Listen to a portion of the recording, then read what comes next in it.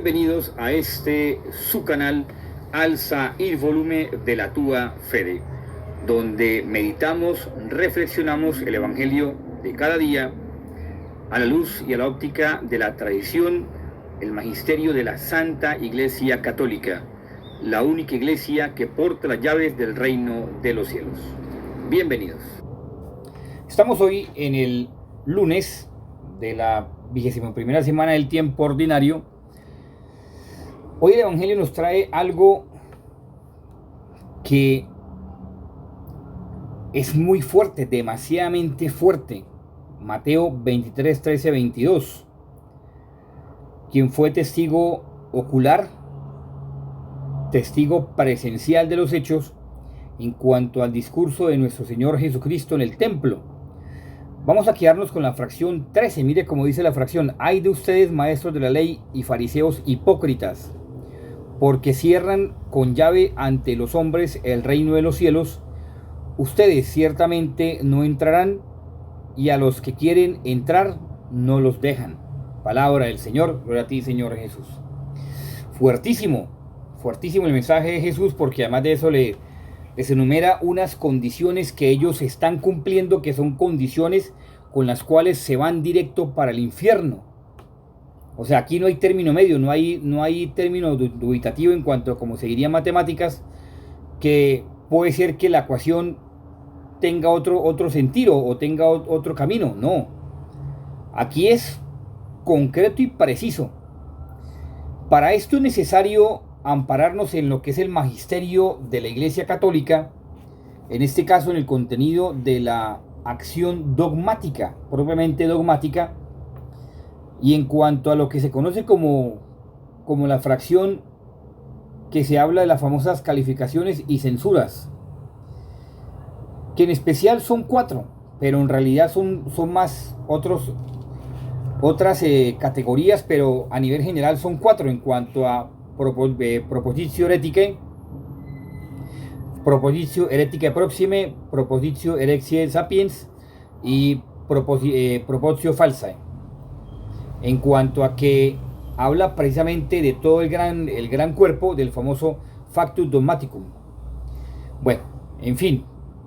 Y las categorías que, como bien dije al principio, pueden ser de cierta forma muy asertivas, como todo lo de la Iglesia que ha trabajado por los siglos, en cuanto a propositio temeraria, piarum, aureum, ofensiva, male, sonans, capciosa, escandalosas. Bueno, son ciertas categorías que se mantienen dentro de la dogmática, pero que en especial nos importa una en particular, que es la que se conoce como la famosa propositio heresis proximae, o propositio heresis proximae, como se quiera llamarlo, en cuanto a que va directamente en contraposición con la fides ecclesiae, que lastimosamente hoy los teólogos se está enseñando en los seminarios, en las universidades, el famoso consenso entre dogma fidei y herejía. El consenso en cuanto a que usted puede decir que cierto dogma de fe puede evolucionar para entonces interpretar mejor a nivel de una hermenéutica el dogma de fe. Gran mentira, gran falacia, una astucia de Satanás, así como usted me escucha, una astucia de Satanás. Porque el dogma es inmutable y por eso todo dogma tiene una sentencia de anatematismo o anatematización, quiere decir maldición. Que la Iglesia Católica es portadora de la verdad revelada y manifestada en Cristo desde los apóstoles, de forma que la Iglesia no puede cambiar el depósito de la fe, porque entonces sería incongruente. Y cuando una institución es incongruente es porque pasa eso, precisamente como afirma una de las sentencias, y en cuanto a una de las censuras que es con la que nos vamos más o menos a hacer referencia, que es esta propositio heresis proxima, que va directamente contra la sentencia fides proxima, lo que estamos hablando. Usted no puede decir hoy sí, mañana no, y después mañana no, y después sí, bueno, y después tal vez, o puede ser no, o es sí o es no, porque está en juego la salvación de las almas. Por eso la famosa frase: fuera de la iglesia no hay salvación. Y es así, fuera de la iglesia no hay salvación, que hoy en día quieren maquillar los dogmas de fe, y no se puede. Quieren maquillar la fe, no se puede. quiere maquillar el reino de los cielos como para verlo más agradable y más asequible y que usted no cambie su condición. No se puede. No se puede porque Cristo lo enseñó. Cristo era supremamente radical. Escúcheme lo que le estoy diciendo. Cristo era supremamente radical. Cuando el pecador, en este caso, como él dice, hay hipócritas, maestros de la ley y fariseos, se lo dice en la cara muchas veces. ¿Pero por qué? Porque era un hombre, Cristo es un hombre radical. Y si usted seguir a Cristo, usted tiene que ser radical con usted mismo. Tener misericordia con el hermano, ayudarle a encontrar el camino, pero eso no lo exime a usted de que usted con su propia vida, cada uno de nosotros que seguimos a Cristo, seamos radicales. Es ahí donde viene el gran problema del cristiano, y más hoy en día que quieren vender un cristianismo acomodado, un cristianismo light, un cristianismo como quien dice, no se preocupe, todos se salvan. ¿Todos se salvan? ¿Dónde se salvan todos? Todos se condenan. ¿Por qué? Porque ya yendo al paso ya para entrar propiamente en el texto del Evangelio, gracias a esta riqueza del magisterio de la iglesia, en cuanto a esta fracción, propósito de heresis próxima, pues precisamente esas proposiciones, o esas propuestas, o esas categorizaciones, o esas condiciones que parten de las herejías, supuestamente para buscar un bien común que posibilite el común desarrollo de la fe, que es una gran falacia, pues entonces usted no puede llegar a decir, es que si todos creen de una forma general en un mismo Dios, o no, pongámoslo más claro todavía, si usted tiene su Dios y yo tengo mi Dios y cada uno tiene su Dios, pues no se preocupe, al fin y al cabo es el mismo Dios, solamente un solo Dios y todos van para la salvación. Salvación es una gran falacia. El que le diga eso es un mentiroso, porque Cristo no habló así. Entonces de nada serviría el sacrificio de Cristo en la cruz, y como dirían en la acción dogmática, pues se perdería el sacrificio redentor, que ya lo he hablado en otras reflexiones del Evangelio y meditaciones. Entonces póngale pilas, porque si algo tiene la Iglesia Católica es que es la portadora de la verdad. Estos textos, así de estos fariseos y estas personas, le hacen a uno acordarse de los textos de los protestantes y también de los nuevos teólogos de la Iglesia Católica. No todos, como digo, pero sí en gran mayoría, en gran parte. ¿Por qué? Porque todos le dicen a usted, no se preocupe, tranquilo, Dios es misericordioso. No, hay que hablar las cosas como son.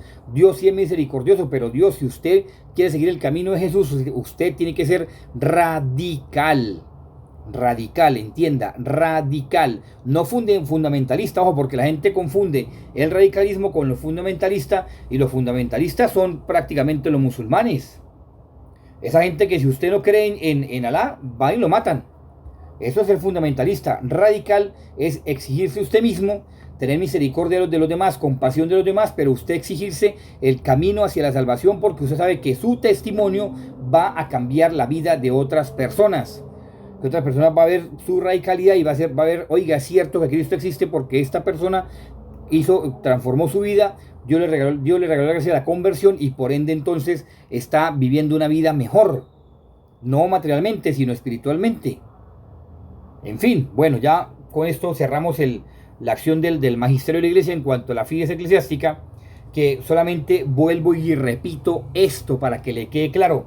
Hoy el consenso entre dogma, fide y herejía se está colocando en el mismo presupuesto, la misma importancia. ¿Por qué?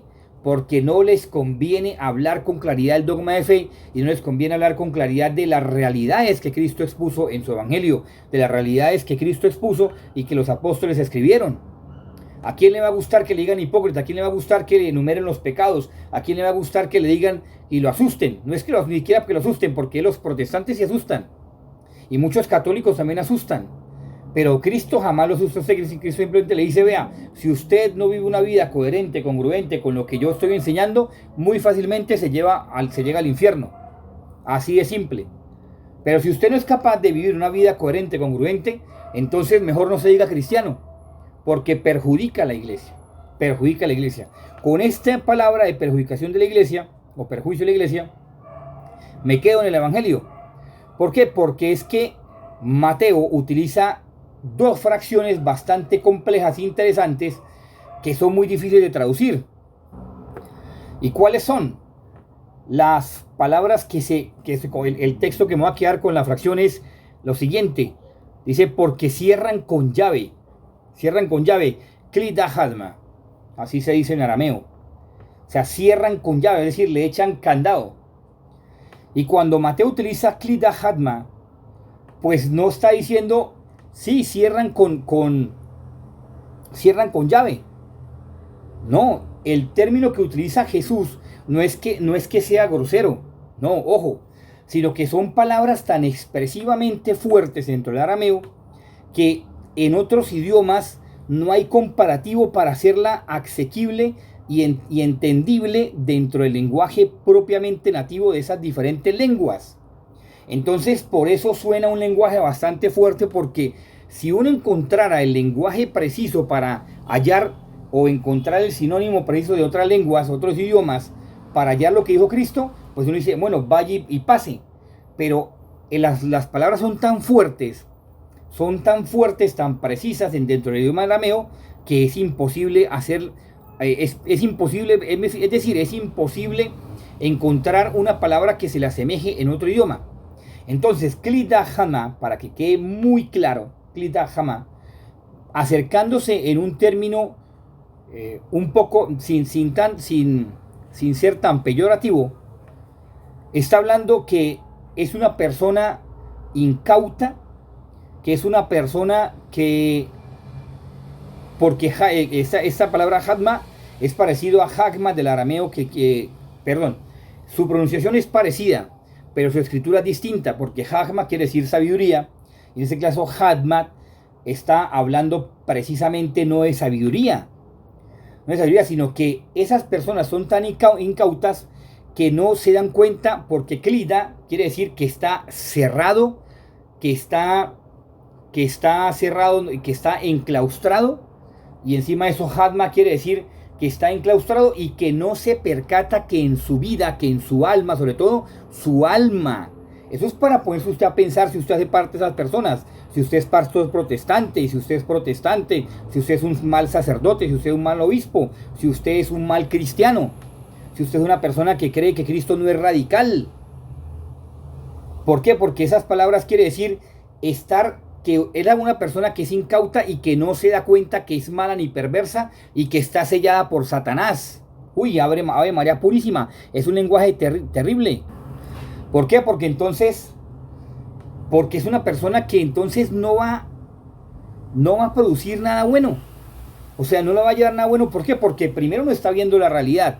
Segundo, no está viendo las cosas que están aconteciendo. Y segundo, se cree portador de la sabiduría. Por tanto, entonces cree que lo más justo es lo que él está haciendo.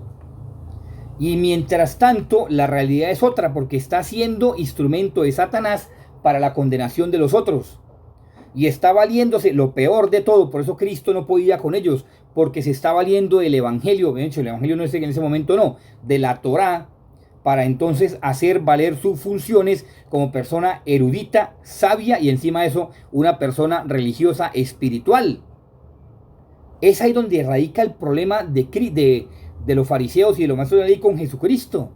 Porque Jesucristo es el Hijo de Dios, Él conoce, imagínense si no va a conocer todo lo que es la ley, los profetas, todo, la revelación. Pues les está hablando en la cara así, le está colocando el dedo, como dice aquí en mi país, el dedo en la llaga para que les arda, les duela. Porque están haciendo mal las cosas. Y si usted se ufama de seguir a Cristo y vivir del Evangelio, usted es un maldito. Así, le estoy diciendo claramente. ¿Por qué? Porque el Evangelio no es para sacar producto de nada. Que Dios le quiera regalar cosas económicas, alabado sea el Señor. Pero que usted se ufame del Evangelio como un negocio, pues es lo peor que usted puede hacer.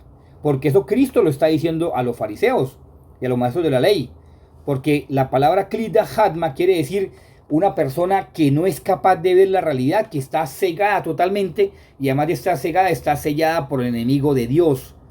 Entonces, si usted ve el Evangelio distinto, con otro propósito, al evangelizar, al salvar las almas, pues amigo, amiga, está en el lugar equivocado, como dice la propaganda de un banco aquí en mi país, porque está siendo utilizado por Satanás y está yendo al infierno y se está llevando almas al infierno. Por esto hay que pensar, y por esto a Cristo, después de ese discurso, prácticamente lo quieren matar. ¿Por qué? Porque sencillamente no soportan la verdad. Entonces hay que preguntarnos, ¿ustedes y yo soportamos la verdad? Usted y yo soportamos que el mensaje de Cristo no es para hacer negocio. Usted y yo entendemos que Cristo no es para vivir bajo una condición distinta a los demás, y entonces que si usted tiene muchos dones, muchos carismas, las demás personas tienen que rendirle pleitesía. Que si Dios le ha dado muchas cosas, entonces las demás personas tienen que hacer lo que usted les diga. Olvídese. Si usted es sacerdote o obispo o lo que sea, religioso, religiosa o laico comprometido y de distinta comunidad, entonces usted es la última, o sea, usted es la panacea. Usted después de su palabra solamente la de Dios y ni siquiera la de Dios. Prácticamente Dios tiene que hacer lo que usted quiere. Eso es lo que está pasando y lo que está pasando en el texto del Evangelio, para poderlo entender. Porque Krita Hatma es una palabra bastante fuerte, que por eso dije, no voy a utilizar unos textos no tan peyorativos, porque es muy fuerte, es fuertísima y no se encuentra un sinónimo en español. De forma que hay que pensar eso. Hay que pensar que si entonces ustedes y yo nos creemos que somos los privilegiados y que el Evangelio es para sacarle fruto, y que si además de eso, de sentirse usted una persona religiosa, una persona espiritual, entonces está por encima de los demás, pilas, ojo con eso, porque si usted Dios lo llamó, lo tocó, es para ser servidor de los demás. Si Dios a usted le dio la conversión, es para que esa conversión sirva para que los demás busquen a Cristo. Por eso hoy pidámosle a la Virgencita María que nos cubra con su manto maternal de amor, nos lleve dentro de su inmaculado corazón, nos libre de la acción del maligno de Satanás, para que no caigamos en esos errores. Y sobre todo ella, que siendo la madre de Dios, la madre del Salvador, del Emmanuel, no hizo alarde de eso, como también dice San Pablo. No, simplemente vivió su sencillez, su humildad, cumpliendo la voluntad de Dios y sometiéndose a lo que Dios quería para salvación de las almas. ¿Por qué? Por virtud de lo que Cristo había puesto, que Dios ha puesto en ella, ser la madre del Salvador y madre nuestra. Que San José también nos libre de la acción del maligno y que nos ayude en este caminar para que no caigamos en la garra de Satanás. Nuestra ángel de la guarda nos permita hacer siempre la voluntad de Dios para cumplirla y que alcancemos la vida eterna.